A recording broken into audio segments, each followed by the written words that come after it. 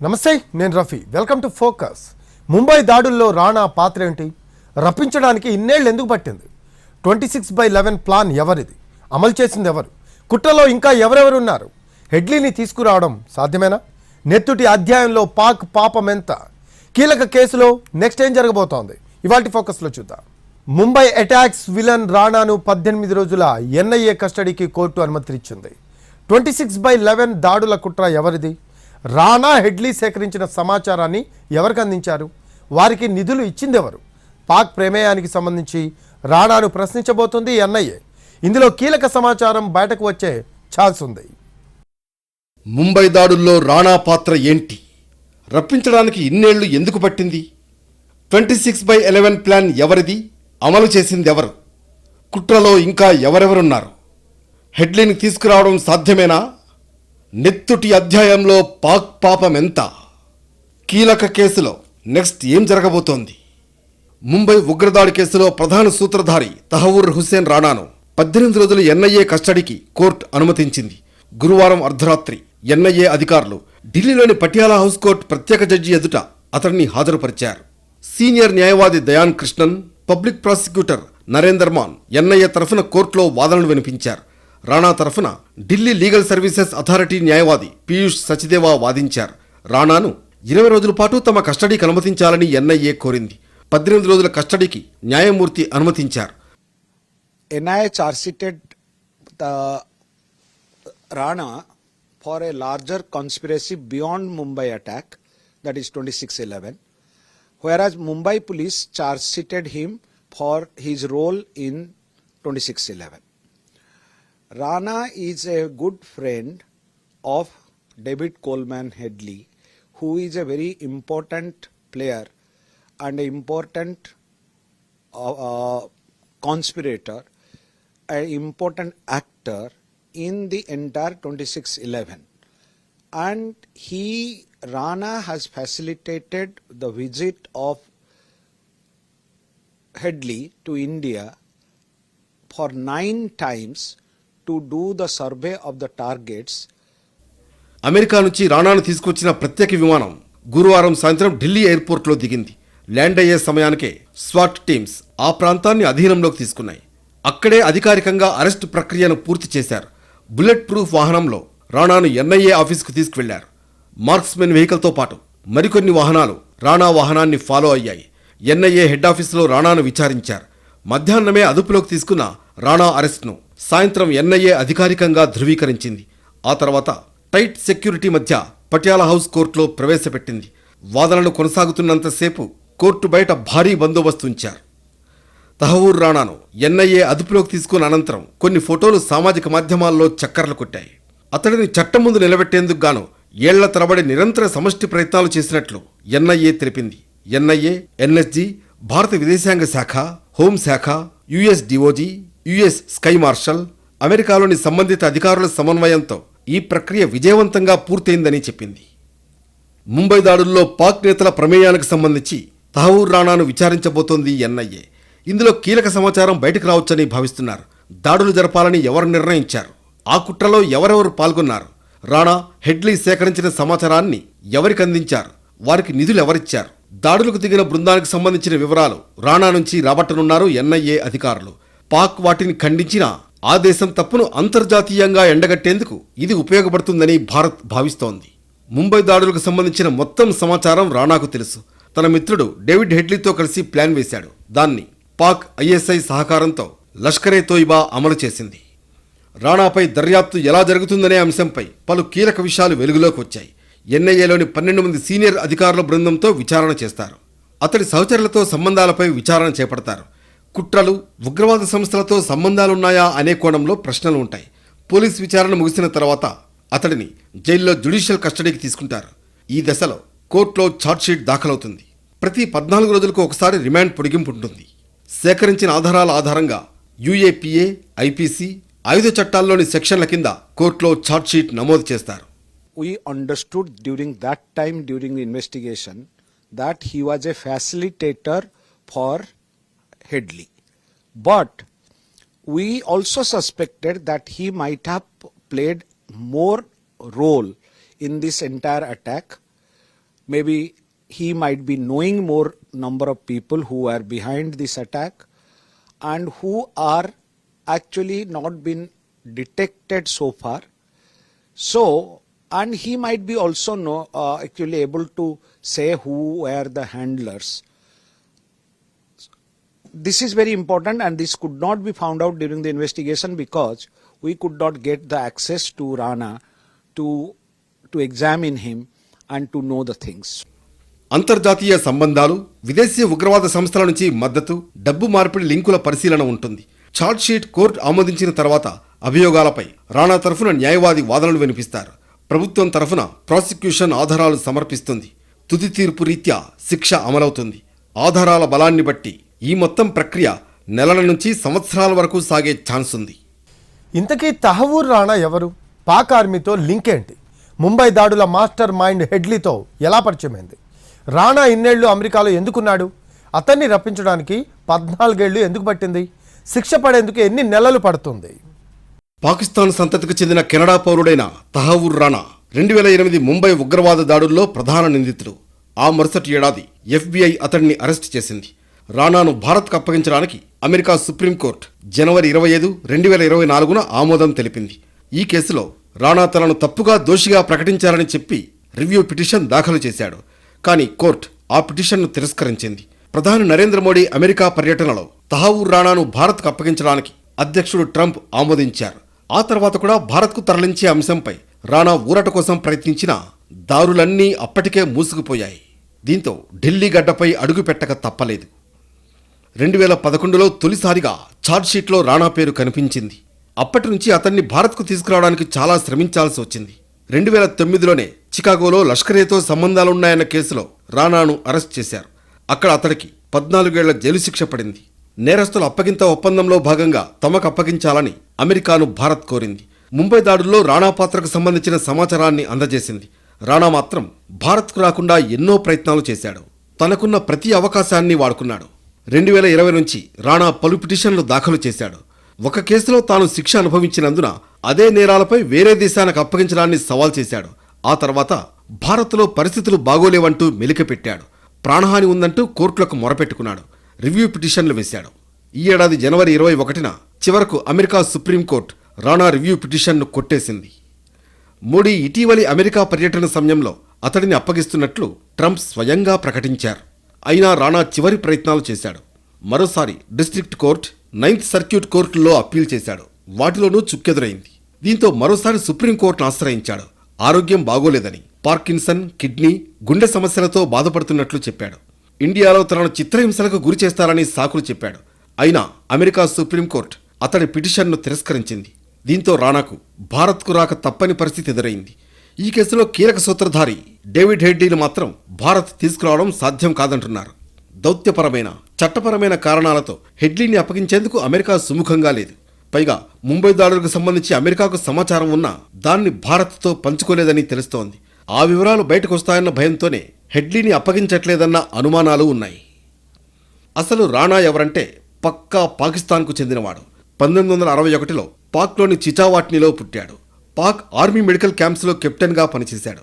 1997లో major హోదాలో retire అయ్యాడు. ఆ తర్వాత బిజినెస్లోకి అడుగుపెట్టాడు. కానీ అప్పటికే అతడికి లష్కరే తోయిబాతో సంబంధాలు ఏర్పడ్డాయి. దాని అండతో వ్యాపారం ముసుగులో ఉగ్రవాద కార్యకలాపాలు నిర్వహించాడు. తర్వాత కెనడా వెళ్లిపోయి అక్కడి పౌరసత్వం సంపాదించాడు. తెర వెనుక ఉగ్రవాదులకు సాయం చేస్తూ వచ్చాడు. తర్వాత అమెరికాకు చేరాడు. అక్కడ ఓ ఇమ్మిగ్రేషన్ సర్వీసెస్ ఆఫీసును తెరిచాడు. మాస్టర్ మైండ్ హెడ్లీతో ఇతడికి మంచి దోస్తానా ఉంది. హెడ్లీ తండ్రి పాకిస్తానీ కావడంతో చిన్నతనంలో అబ్దాల్లో గడిపాడు. అక్కడే రాణాతో స్నేహం ఏర్పడింది. తర్వాత విడిపోయినా మళ్లీ అమెరికాలో కలిశారు.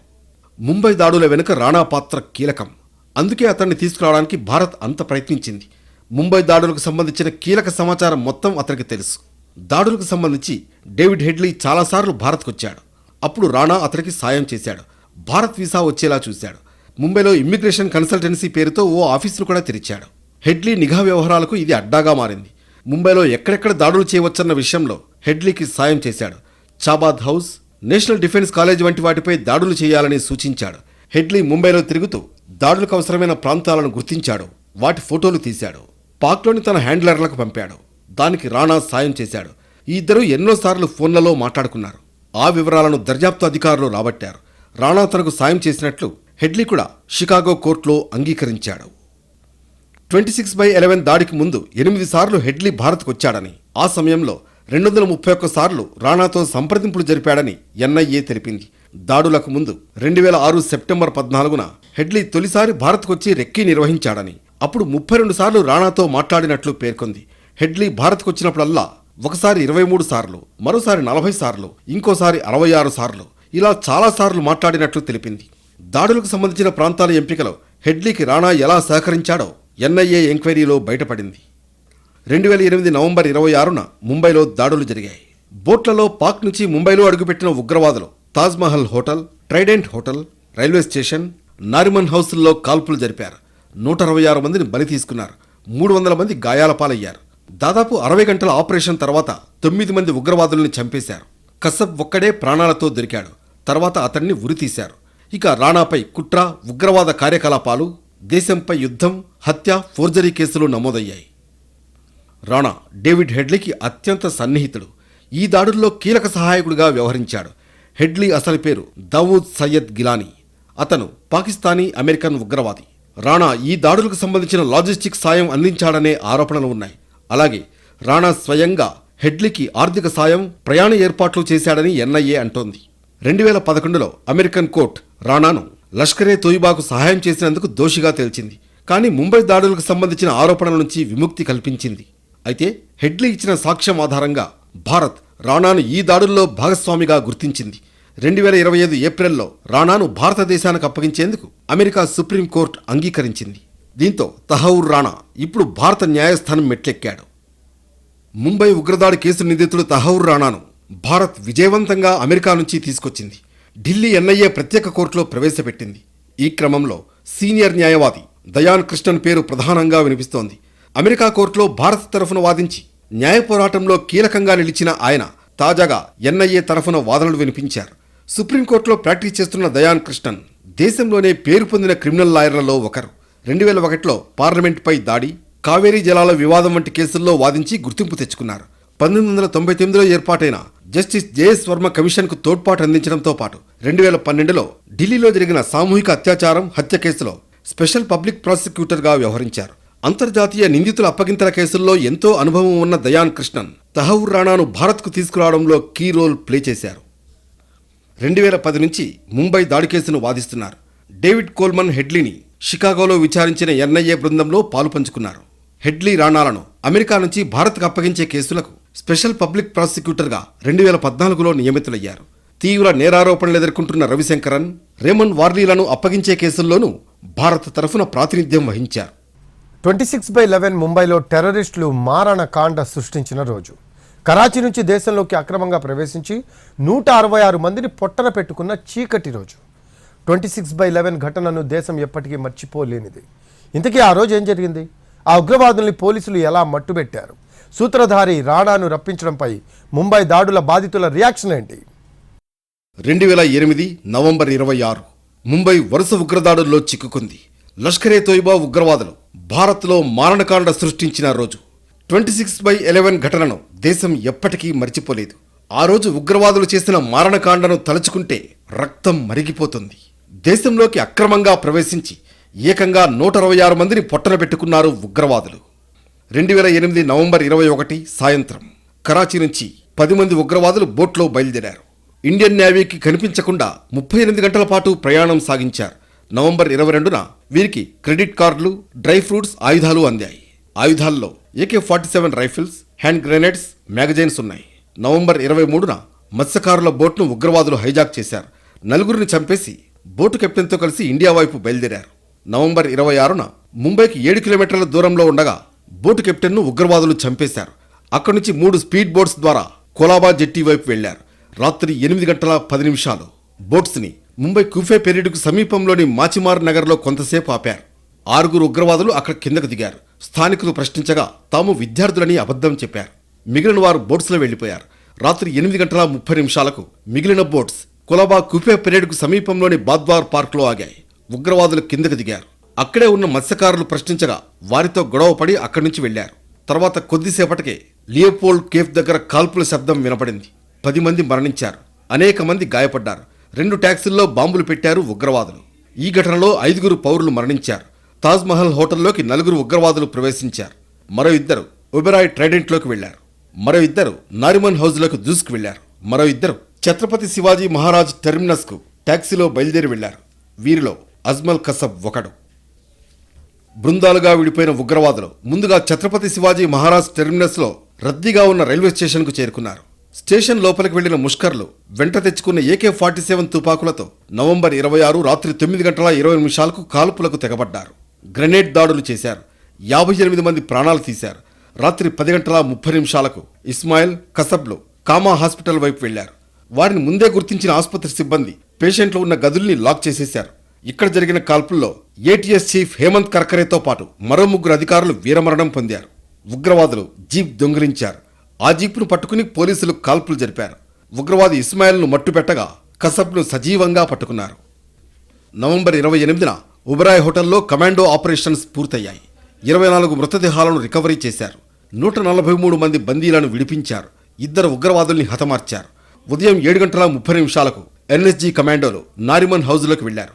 ఉదయం 8:30 గన్ ఫైట్ జరిగింది. 2 ఉగ్రవాదులు హతమవ్వడంతో ఆపరేషన్ ముగిసింది. నవంబర్ 29 ఉదయం 8 గంటలకు ముంబై తాజ్ హోటల్ని ఉగ్రవాదుల చెర నుంచి విడిపించినట్లు ఆర్మీ ప్రకటించింది. రాణా అప్పగింత భారతదేశ కీలక దౌత్య విజయంగా చెప్పుకోవాలి. దీని వెనుక తన వాదనను బలంగా వినిపించి రాణాను అప్పగించేందుకు అమెరికా కోర్టును ఒప్పించడంలో ఒక ఇండియన్ పోలీస్ సర్వీస్ అధికారి సదానంద్ దాతే కీలకంగా వ్యవహరించారు. ఇప్పుడు రాణాను ఇండియాకు తీసుకురావడంతో అతన్ని మొదటిసారిగా ఇంట్రాగేట్ చేయబోతున్నారు. ముంబై దాడుల సమయంలో కసబ్తో మొదటిగా తలపడింది కూడా ఆయనే. అప్పట్లో ముంబై సెంట్రల్ ప్రాంతం అడిషనల్ పోలీస్ కమిషనర్గా ఉన్న ఆయన ఇప్పుడు నేషనల్ ఇన్వెస్టిగేషన్ ఏజెన్సీ చీఫ్గా ఉన్నారు. అప్పట్లో ముంబై సెంట్రల్ అదనపు పోలీస్ కమిషనర్గా ఉన్న సదానంద్ దాతే ఉగ్రదాడి విషయం తెలిసిన వెంటనే అలర్ట్ అయ్యారు. నిజానికి దక్షిణ ప్రాంతంలో దాడులను ప్రధానంగా లక్ష్యంగా చేసుకున్నప్పటికీ ఆయన మలబార్ హిల్స్లోని తన నివాసం నుంచి వెంటనే CST స్టేషన్కు బయలుదేరారు. మధ్యలో ఒక పోలీస్ స్టేషన్ దగ్గర ఆగి కార్బైన్తో సహా ఆయుధాలు తీసుకుని తనతో పాటు 6 అధికారులను వెంట పెట్టుకుని వెళ్లారు. CST స్టేషన్ను చేరుకోగానే 2 ఉగ్రవాదులు కామా, ఆల్బ్లెస్ ఆసుపత్రులకు చొరబడ్డారనే సమాచారం అందింది.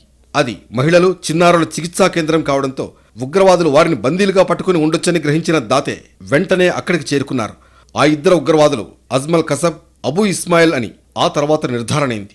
ఆసుపత్రి రూఫ్ టాప్ నుంచి ఉగ్రవాదులు విచక్షణారహితంగా కాల్పులకు దిగారు. దాతే ఎదురు కాల్పులు జరిపినప్పటికీ టార్గెట్ దూరంగా ఉండటం, పైనుంచి కాల్పులు కావడంతో పరిస్థితి క్లిష్టంగా మారింది. కసబ్ పైనుంచి విసిరిన గ్రెనేడ్ దాతేకు సరిగ్గా 3 అడుగుల దూరంలో పడింది. దాతే టీంలోని సబ్ ఇన్స్పెక్టర్ ప్రకాష్ మోరే అక్కడికక్కడే చనిపోగా దాతే మరో 3 అధికారులు తీవ్రంగా గాయపడ్డారు. అయినా చికిత్సకు నిరాకరించిన దాతే ఉగ్రవాదులు ఏరువేత ఆపరేషన్ కొనసాగించారు. సరిగ్గా 40 నిమిషాల తర్వాత ఆసుపత్రిలోని 6వ అంతస్తు వరకు దాతే చేరుకున్నారు. రూఫ్ టాప్ చేరడానికి వెళ్లే మెట్ల దగ్గర నుంచి ఉగ్రవాదులపై కాల్పులు జరిపారు. దీంతో ఉగ్రవాదులు మరో గ్రెనేడ్ను విసిరారు. అది ఆయనకు సమీపంలోనే పేలడంతో కాళ్లు, ముఖానికి తీవ్ర గాయాలై రక్తస్రావం జరిగింది. ఇదే అదనుగా భావించిన ఉగ్రవాదులు అక్కడి నుంచి పరారయ్యారు. ముంబై దాడుల సమయంలో దాతే చూపించిన తెగువ, సాహసానికి గాను ధైర్య సాహసాలకిచ్చే ప్రెసిడెంట్ గ్యాలంటరీ మెడల్ అందుకున్నారు. ఏడాది క్రితమే NIA డైరెక్టర్ జనరల్గా దాతే నియమితులయ్యారు.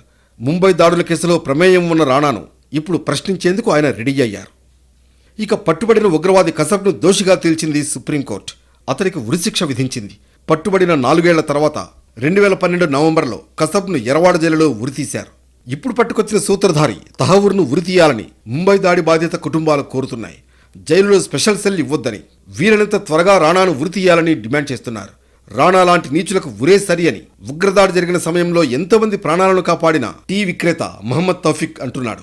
2008 నవంబర్ 26 నుంచి 29 వరకు ముంబై ఉగ్రదాడి జరిగినప్పుడు దక్షిణ ముంబైలోని ఛత్రపతి శివాజీ మహారాజ్ టెర్మినస్లో తౌఫిక్ టీ స్టాల్ నడుపుతున్నాడు.